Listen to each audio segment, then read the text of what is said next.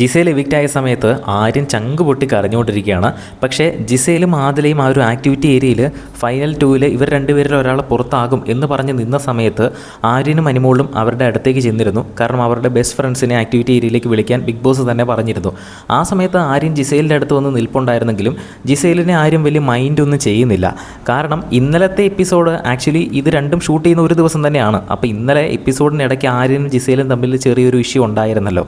അപ്പോൾ അതുകൊണ്ടായിരിക്കണം എനിക്ക് തോന്നുന്നു ആര്യൻ അങ്ങനെ ജിസേലിനെ അധികം മൈൻഡ് ചെയ്യാത്തത്. കെട്ടിപ്പിടിക്കുകയൊക്കെ ചെയ്തു, സംസാരിച്ചു. പക്ഷേ ജിസേൽ ആര്യൻ്റെ മുഖത്തേക്ക് നോക്കുമ്പോഴും ആര്യനൊരു പുച്ഛഭാഗം ആര്യൻ തിരിച്ച് ജിസേലിനെ നോക്കുന്ന പോലുമില്ല.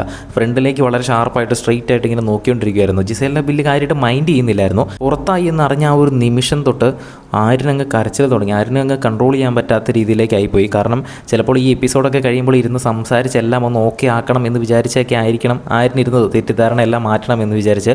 പക്ഷേ പെട്ടെന്ന് തന്നെ ജിസേൽ എവിക്റ്റായി പോവുകയായിരുന്നു. എന്തായാലും ജിസേൽ ഔട്ടായ സമയത്ത് ഏറ്റവും കൂടുതൽ അവിടെ ഇരുന്ന് കരയുന്നത് ആര്യനാണ്. ചങ്ക് പൊട്ടി. കാരണം ഇത്രയും നാൾ അവർ തമ്മിലുള്ള ഒരു പ്രത്യേക ഒരു ബോണ്ട് ഉണ്ടായിരുന്നല്ലോ. അവരൊരുമിച്ച് ഒരുപാട് ഇഷ്യൂസ് ഫേസ് ചെയ്തിട്ടുണ്ട്. അവരൊരുമിച്ച് ഒരുപാട് എൻജോയ് ചെയ്തിട്ടുണ്ട്. അപ്പോൾ അതൊക്കെ എല്ലാം മനസ്സിലേക്ക് വന്നുകൊണ്ട് പെട്ടെന്ന് തന്നെ ആര്യൻ അങ്ങ് പൊട്ടി കരയുകയായിരുന്നു. എന്തായാലും ബിഗ് ബോസ് വീട്ടിനോട് ഇപ്പോൾ ജിസേൽ യാത്ര പറഞ്ഞിരിക്കുകയാണ്. ബിഗ് ബോസിൻ്റെ കൂടുതൽ അപ്ഡേറ്റുകൾക്കായിട്ട് വീണ്ടും